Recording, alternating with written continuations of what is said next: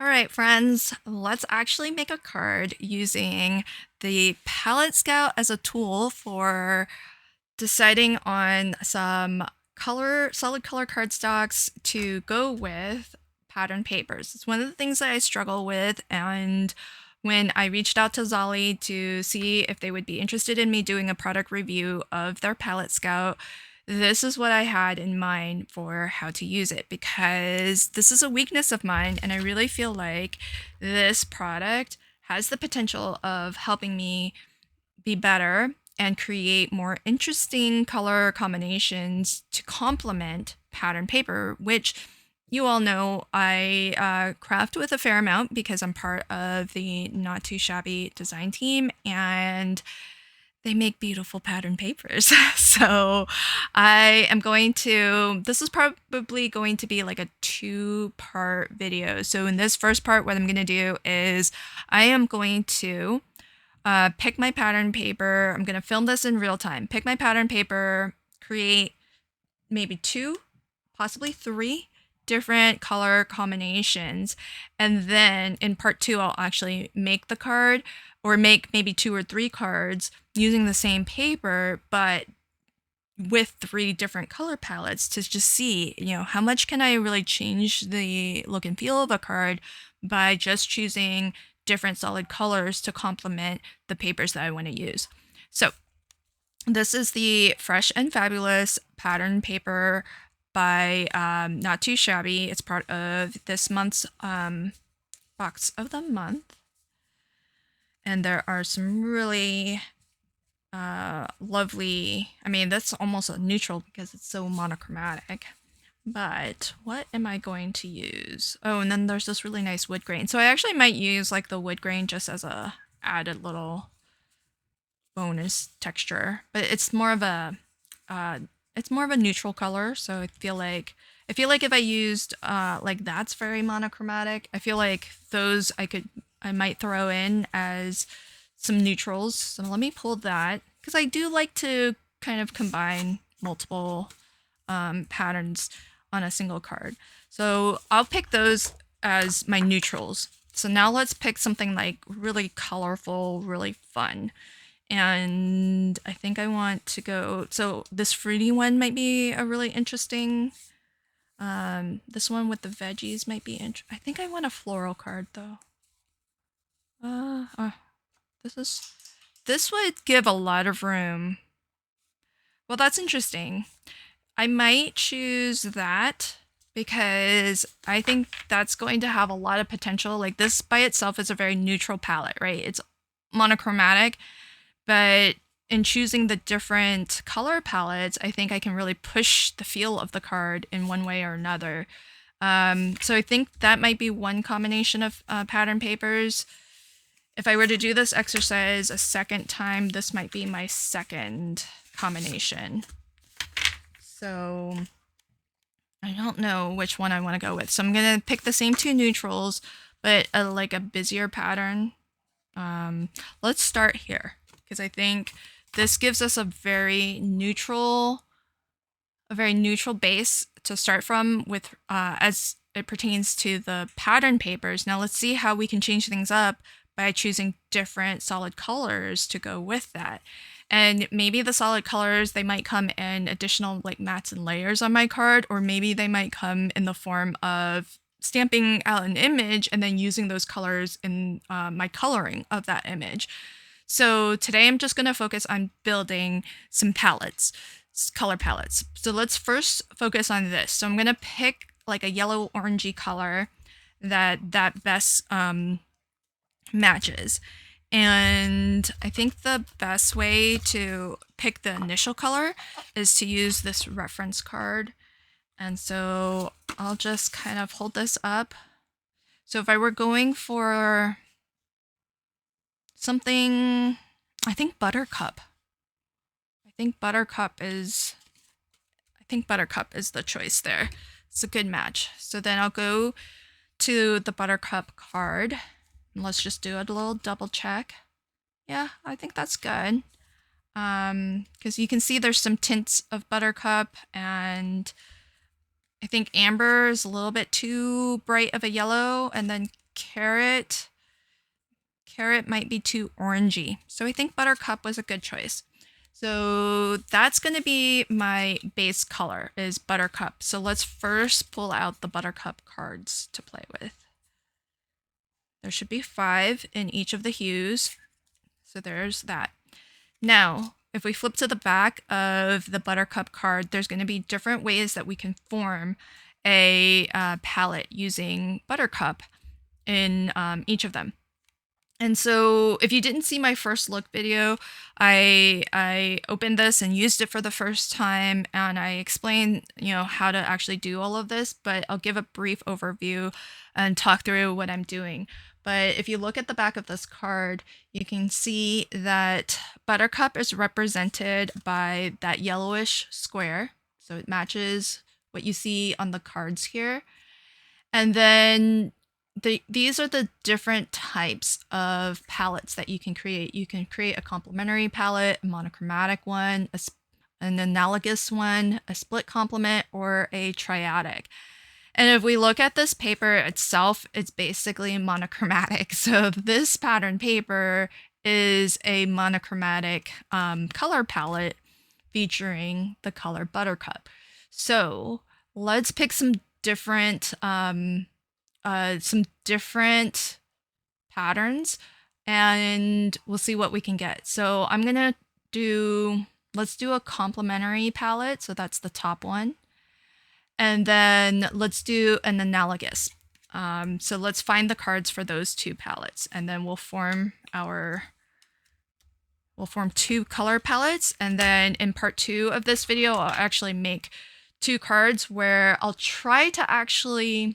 I'll try to do is make like the same card where it's using all the same things, but just using a different color scheme. So complement means I'm looking for a purple square. So I'm going to go through my deck and look for a purple square. So here's where all the purples are, and here are the squares. I don't even look at the names because these aren't really color names. These are, I think in nature, if you were to look this up, it's probably purple, but it's named this way so that you can easily put these cards back in alphabetical order, and in alphabetizing them, you get them back in rainbow order too. So it's a clever way for how the deck of cards has been designed to make it really easy for you to, without actual color knowledge, play with these decks. It's just shapes. So again, if I want to do an analogous color palette, I don't need to really know that analogous is the fancy term for this. I just need to look for a green circle and an orange-ish triangle. So an orange-ish triangle looks like it's daylily. Okay, so there's that for palette number 2. And then a green circle. So here I am in the green zone. I've got some green triangles, I've got some green squares, and here are some green circles. So there we go. It's as easy as that.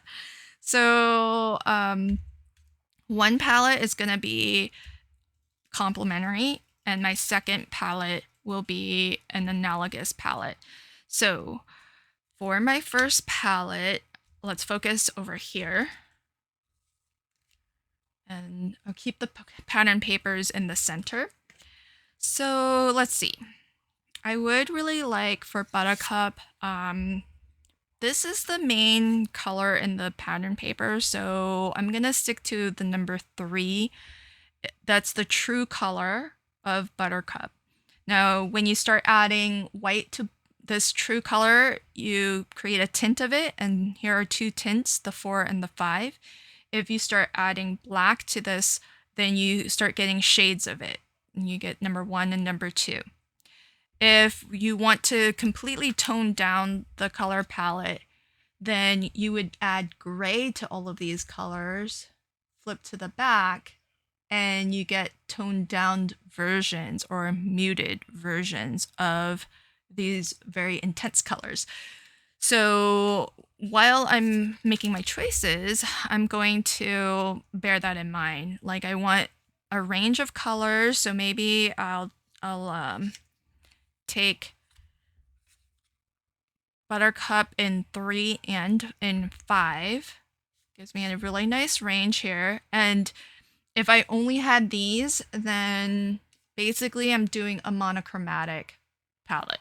But I don't want a monochromatic palette. I want to add a pop of color. I want to add this purple as a complement to the yellow Buttercup. So which purple do I want to add? So I can add maybe, see, if I add a number 3, in terms of color intensities or values, the value is the same. It's number 3 here and number 3 there. So it's not really offering a lot of like dynamic color range. So what I think I might want to do is like, how strong of a pop of purple do I want? So I could go with this. And if I want to take it down a notch and have it a little bit more muted, I think that's a really nice palette. And I would just need like a little pop of this in a couple places, and I think that would be a really good complementary palette.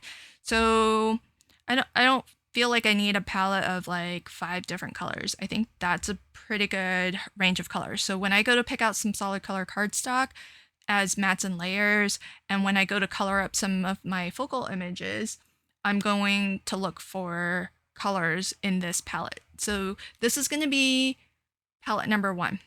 Now, palette number 2, I'm going to set this aside because for my second palette, I still want Buttercup as my main color because that's the main color in this pattern here. And I'm going to do the analogous color palette. So the analogous palette. And so let's pick, again, kind of want to pick that one, the number 3, because that's my focal color. I feel that I'm building the whole palette around. And I really like Daylily is really nice. It's actually got some of the browns in here that are part of the pattern paper, so I feel like this is a good choice to throw in. And then if I'm using the wood grain, I think my wood grain almost gets me this dark color here. So I can almost consider my wood grain as a number 1 daylily, right? So that will be part of the palette as well. And then let's pick some greens. So the greens are really, right now, I feel like this is still pretty monochromatic with the pattern papers. Now let's bring in some greens and see what this does to our card later. So I think I'll take, right now we have 1, 2, and 3 in this range. So let's add maybe this green to it. I like that. I do like, just kind of flipping back and forth to see how the muted versions look. So there's that. Now all of this is feeling a little bit towards the darker end in terms of values. And so, because we have 1, 2s, and 3s, we don't have any 4s and 5s. So let me pick a 4 or a 5 from the green. That's looking, I don't think I like that. Maybe something like this would be nice.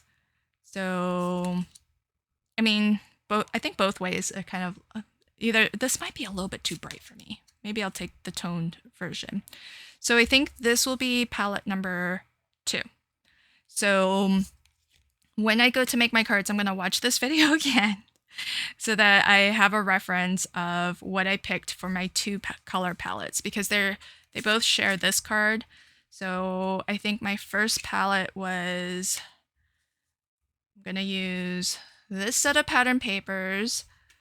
Palette number 1 is going to be a complementary palette, and I think this is what I picked, right? These two plus that.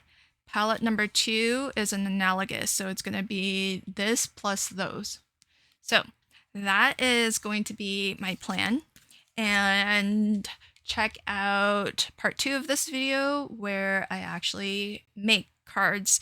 I'll make 2 cards with these exact papers, but one featuring this palette and one featuring that palette.